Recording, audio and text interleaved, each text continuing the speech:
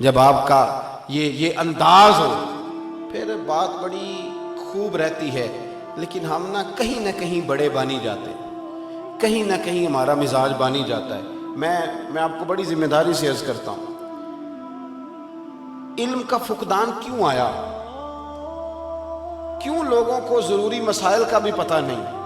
وہ اس لیے کہ ہم نے علماء کے بارے میں ذہن ہی بڑا خوفناک بنا دیا، خوفناک تربیت کی۔ ہمارے یونیورسٹیوں کے بچے، کالجوں کے بچے یا مذاق اڑاتے ہیں یا خوف کھاتے ہیں، دو ہی باتیں۔ وہ سمجھتے ہیں کہ خدا جانے یہ کیا بات ہوگی، کیا معمہ ہوگا۔ تھوڑا تھوڑا موقع ملتا ہے مجھے بعض اوقات کسی کالج یونیورسٹی میں جانے کا، تو ان کے سوالات اس طرح ہوتے ہیں جیسے وہ کسی اپنے سے نہیں، کسی اور فیلڈ کے، کسی اور طبقے کے آدمی سے بات کر رہے ہیں۔ ایسا نہ کریں۔ آپ کیوں اس طرح کا ذہن بناتے ہیں کہ جس سے گیپ پیدا ہوتا ہے؟ یاد رکھنا، علم تو تبھی آئے گا جب لوگ صاحب علم کے پاس بیٹھیں گے۔ آج بھی جو آدمی آپ کی مسجد کے خطیب کے پاس زیادہ وقت بیٹھتا ہے نا، وہ باقاعدہ شاگرد نہ بھی ہو، وہ زیادہ وقت اگر بیٹھتا ہے تو انشاءاللہ تعالیٰ آپ کو دین کی باتیں بتانے کے قابل ہو جائے۔ اسے کچھ ایسی چیزوں کا پتہ ہوگا جو عام لوگوں کو خبر نہیں ہوتی۔ یہ علم جب وہ بیٹھے گا عالم کے پاس تو اس علم چھلکے گا، تو تھوڑا سا نیچے اترے، تھوڑا سا دوسروں کا خیال کرے، تھوڑا احساس پیدا کرے۔ ہمارے تو گھروں میں شکایتیں ملتی ہیں، یار بڑا بد نصیب نہیں وہ بیٹا، بڑا بد نصیب نہیں، جس کا باپ کہتا ہے کہ میں تو اس سے بات کرتے ہوئے ڈرتا ہوں، جس کی ماں کہتی ہے کہ ڈر لگتا ہے پتہ نہیں کہاں سے بولے گا۔ بڑا بد نصیب نہیں۔ باغ تیرے دی کر کر راکھی ساری عمر گزاری، تے ہونے باغ پکن تے آیا تے لے گئے ہور بپاری۔ یعنی ڈرے، ابا بات کرتا ڈرے، بڑا بد نصیب نہیں۔ اس کا والد کہتا ہے نہیں میں نہیں کھول کے بات کرتا یہ تو، اور پھر نوجوان کیا کہتے ہیں، گرم خون ہے جی مجھے پتہ نہیں چلتا۔ خدا کا خوف کریں، کیسی آپ بات کرتے ہیں؟ آپ یہ کام ڈی ایس پی صاحب کے سامنے جا کے غصے والا کرے نا، پتہ چلے کہ آپ کو پتہ نہیں چلتا۔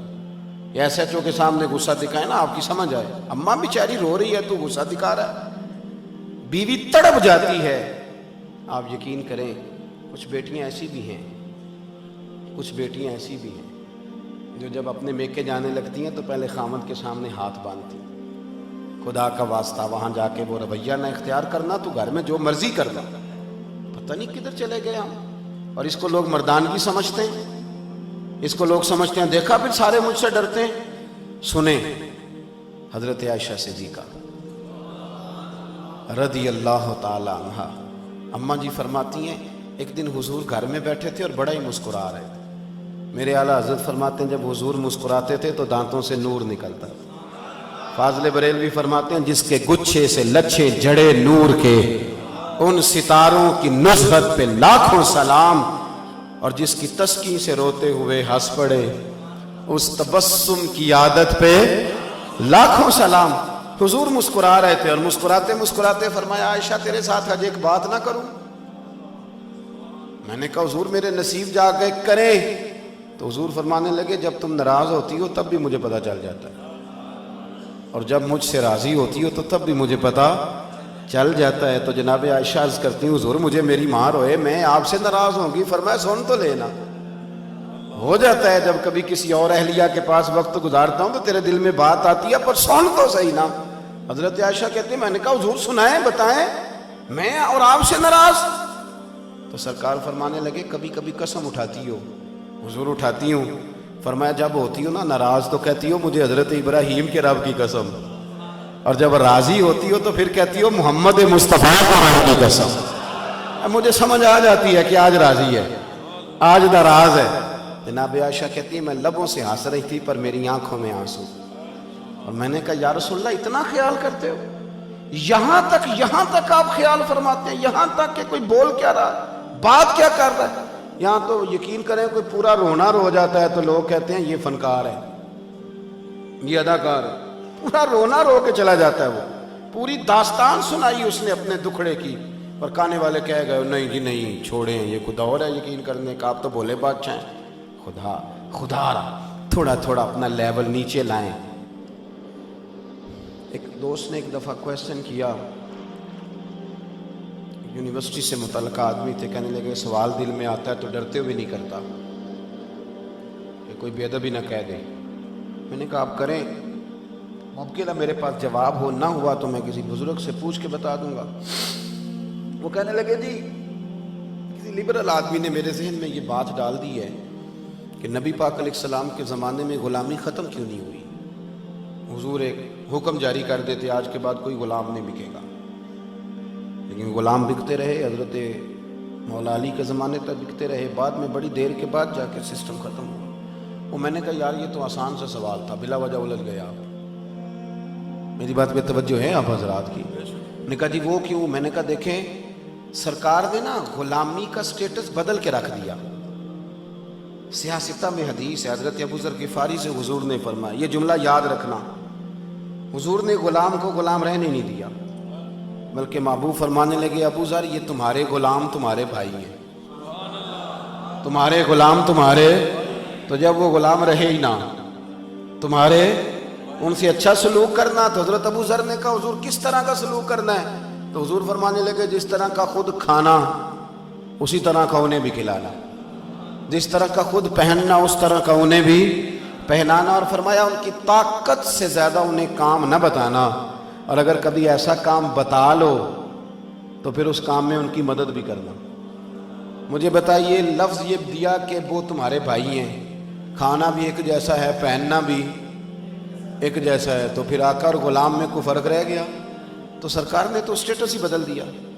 ہمارے ہاں آج بھی لفظ بولا جاتا ہے کہ یہ 2 روٹیاں ڈرائیور کو بھی دے آؤ، بڑے مہذب طبقے میں، اور جو بڑی بات کر رہے ہوتے ہیں انسانی حقوق کی، بڑے بڑے لمبے لیکچر دے رہے ہوتے ہیں اور سیمینار ہو رہے ہوتے ہیں، اور جناب وہ کہہ رہے ہوتے ہیں کہ جناب میں نے ویلفیئر ایسوسی ایشن بنائی ہوئی ہے اور کئی ملکوں میں میرا کام ہے، وہ بھی کہتا ہے کہ اب چونکہ کھانا بچ گیا ہے تو ڈرائیور کو بھی بلا لو، گارڈ کو بھی بلا لو، اور میرے رسول پاک نے تو فرمایا جیسا خود کھانا ویسا انہیں کھلانا۔ مولا علی شیر خدا کرم اللہ تعالیٰ وجہ الکریم کا غلام کہتا ہے کہ شیر خدا مجھ سے فرمانے لگے چل بازار چلیں خریداری کر دیں۔ کس کو؟ اپنے غلام کو۔ غلام کہتا ہے میں ساتھ چلا گیا، جب مارکیٹ گئے تو حضرت علی نے 2 جوڑے خریدے، ایک مہنگا ایک سستا۔ طے بات تھی مہنگا آقا پہنے گا اور سستا غلام پہنے گا۔ کہتے ہیں وہ دونوں جوڑے ڈالے لفافے میں، تھیلے میں، جو اس دور کا طریقہ تھا، فرماتے ہیں وہ لے کر کے آ رہے تھے، رستے میں وہ چوک آ گیا جہاں سے مولا علی نے اپنے حجرہ نور میں جانا، میں نے اپنے گھر جانا تھا، تو کہنے لگے پتر لا میرے والا مجھے دے دے۔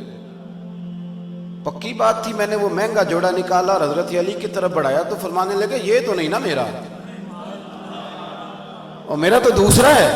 کہنے میں نے ایک لاجک پیش کی، ایک فلسفہ بیان کیا، میں نے کہا حضور آپ مہنگا پہنے، آپ آقا ہیں، اور میں سستا پہنتا ہوں چونکہ میں غلام ہوں۔ تو حضرت علی چونکہ عالم تھے نا، اور مدینہ العلم کے دروازے تھے نا، تو شیر خدا نے کیا شاندار بات کی، پہلے وہ دلیل جو فلسفہ بیان کیا تھا اس کو توڑا۔ حضرت علی فرمانے لگے پتر تو یہ فلسفہ نہ بیان کر کہ میں آقا ہوں تو غلام ہے، تو میرے والا فلسفہ بیان کر، حضور آپ کا کیا ہے؟ فرمانے لگے تو مجھے دینا سستا اس لیے کہ میں بوڑھا ہوں، اور تو پہن مہنگا اس لیے کہ تو جوان ہے۔ وہ شخص کہتا ہے جوڑا تو مجھے مہنگا دے گئے، وہ چلے تو گئے، لیکن ساری زندگی اس بات کی روشنی نے مجھے مزے میں رکھا، اس کی لذت میں اپنے دل میں محسوس کرتا رہا۔ تھوڑی تھوڑی مہربانی فرمائیں، یہ جو چیزیں تیزی سے آ گئی ہیں ہمارے اندر، تیزی سے اس کو بھگائیں۔ لالچ بھی ایک میل ہے، اگر آپ کو لگ جاتا ہے نا کہ اتنی دیہاڑی روز لگانی ہے تو پھر آپ کو بے سکون کر دے گا یہ کام۔ حضور نے فرمایا ہے قناعت میں عزت ہے اور لالچ میں ذلت ہے، پھر آپ بے سکون رہیں گے۔ وجہ یہ ہوگی کہ وہ اندر چونکہ عادت پڑ گئی ہے کہ اتنے 1000 روز آنا چاہیے، آج وہ نہیں آیا تو وہ تکلیف دے رہا ہے۔ تو بجائے اس کے کہ ہم خارجی چیزوں پر بہت زیادہ توجہ رکھیں، کچھ تھوڑا اندر پر بھی خیال فرمائیں۔ اقبال کہنے لگے اپنے من میں ڈوب کر پا جا سراغ زندگی، تو اگر میرا نہیں بنتا نہ بن، چل اپنا تو بن، اپنا تو بن، اپنے اوپر ہی مہربانی کر۔ تو قرآن مجید نے ہمیں کہا کہ محبوب تلاوت کریں گے اور تمہاری باطن کی ساری بیماریاں دور فرما دیں گے۔ دعا یہ ہے کہ اللہ نہ ہمیں किसी भी तरीके महबूब के कदमों तक पहुँचाए। और हम जो कहते हैं, जो जानते हैं, जो सुनते हैं, जो पढ़ते हैं, अल्लाह उस पर हमारे लिए अमल का रास्ता आसान फरमा दे और वो रास्ते अल्लाह करीम हमारे लिए वाज़ेह फरमाए जिनसे हम अमल कर सकें। जैसा कि मैंने अर्ज़ किया था कि बस मामलात ऐसे ही रहते हैं। कुछ बातें आपकी खिदमत में अर्ज़ कर दी। प्रोग्राम मेरा ख्याल है आपका आगे चलेगा। अभी पढ़ाएँ ना जी, नाज शरीफ रह गई तो सरकार की महफ़िलें, लोग तो आते जाते रहते हैं। सलाम होगा इंशाअल्लाह, बुज़ुर्ग दुआ फरमाएंगे। आखिर दावा।